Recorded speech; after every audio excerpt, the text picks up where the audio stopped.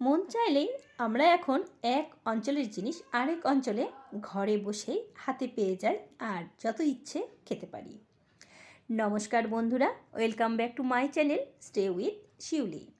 আশা করছি সবাই খুব ভালো আছেন। ফিরে এলাম আবারও নতুন একটি রেসিপির সঙ্গে। আমার আজকের রেসিপি আশা করব ভালো লাগবে, আর ভালো লেগে থাকলে চ্যানেলটি সাবস্ক্রাইব করে আমাকে এগিয়ে যেতে সহযোগিতা করার অনুরোধ রইল। আমার আজকের রেসিপি খুলনার ঐতিহ্যবাহী চুই ঝাল দিয়ে দেশি মুরগি। এই চুই ঝাল আমি কোথায় থেকে নিয়েছি আর কিভাবে নিয়েছি এর আগের ভিডিওতে দেখিয়েছি, চাইলে দেখে নিতে পারেন। চুই ঝাল রান্না করার আগে 25 থেকে 30 মিনিট জলের ভেতরে ভিজিয়ে রাখতে হবে, তাই আমি ভিজিয়ে রাখছি। এরপরে ভিজিয়ে রাখা চুই ঝাল ওপরের ছাল উঠিয়ে ছোট ছোট টুকরো করে আমি কেটে নিয়েছি। এরপরে একটি মুরগির সম্পূর্ণ অংশ আমি এখানে নিয়েছি। আর এরপরে এখানে নিয়েছি 2টি আলু, ওপরে খোসা উঠিয়ে টুকরো টুকরো করে কেটে নিয়েছি, এটা সম্পূর্ণ অপশনাল। আর এরপরে চুই ঝালের টুকরো নিয়েছি, এখানে দেখতে পাচ্ছেন কতটুকু, আর কতটুকু লম্বা করে কেটেছি তা তো আগেই দেখিয়েছি। চলুন সরাসরি চলে যাচ্ছি রেসিপিতে। অথেন্টিকভাবে আজকে আমি এই চুই ঝাল দিয়ে মুরগির মাংসটি রান্না করব। তাই সরিষার তেল কড়াইয়ে দিয়ে এখানে কাঁচা পেঁয়াজ কুচি দিয়ে দিলাম 1.5 কাপ মতন। এর সঙ্গে দিয়ে দিচ্ছি বড় এলাচ, দারচিনি, তেজপাতা, ছোট এলাচ আর লং গোলমরিচ দিয়ে পেঁয়াজটা আধা ভাজা করে নেব। এরপরে দিয়ে দিচ্ছি রসুন আর আদা পেস্ট, এগুলো দিয়ে এরপরে দিয়ে দিচ্ছি কাঁচা পেঁয়াজ পেস্ট। এরপর এগুলো একটু কাঁচা গন্ধ যাওয়া পর্যন্ত ভাজতে থাকবো। এবার একটু মশলা করে নেব। দিয়ে দিলাম হলুদ গুঁড়া, দিয়ে দিলাম জিরা গুঁড়া, ধনিয়া গুঁড়ো, আর দিয়ে দিচ্ছি ঝালের গুঁড়া, আর অবশ্যই টেস্ট অনুযায়ী দিয়ে দিতে হবে লবণ।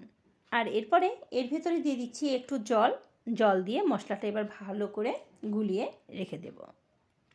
পেঁয়াজটা ভাজা পর্যন্ত অপেক্ষা করব। আর পেঁয়াজটা যখনই ভাজা হয়ে যাবে করে রাখা মশলা আমি এখন এর ভেতরে দিয়ে দেব। মশলাটা এখন ভালো করে একটু কষাতে হবে। আমরা জানি মশলা কষালে মাংসের টেস্ট বেড়ে যায়। মশলাটা কষিয়ে নিলে এরপরে আমি এখানে দিয়ে দিচ্ছি চুই ঝালগুলো।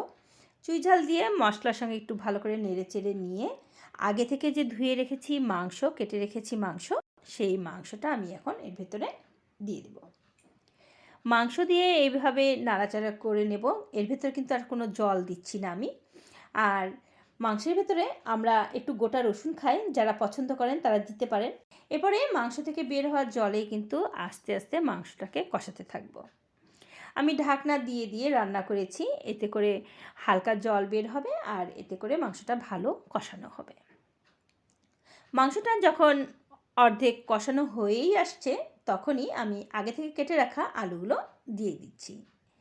আলুটা ভেজেও আপনারা রেখে দিতে পারেন, তবে আজকে আমি আলুটা কাঁচাই দিয়েছি, এটার সঙ্গে একসঙ্গে কষিয়ে রান্না করব বলে।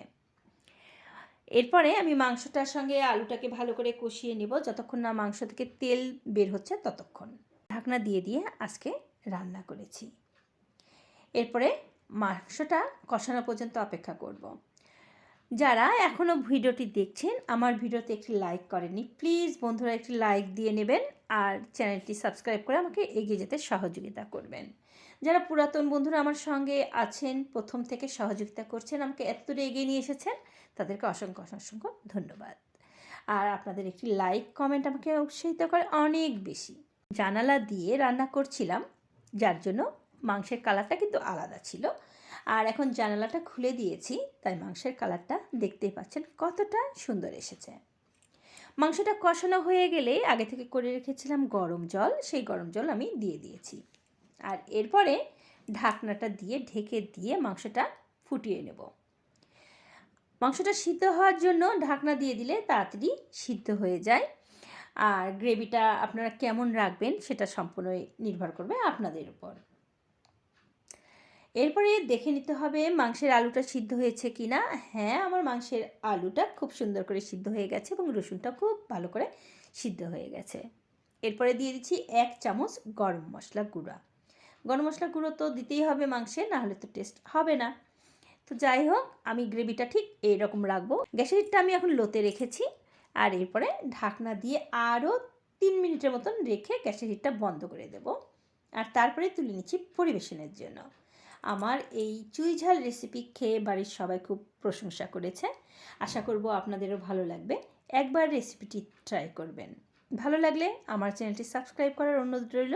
ভালো থাকবেন, সুস্থ থাকবেন। আবারও দেখা হবে নতুন রেসিপির সঙ্গে।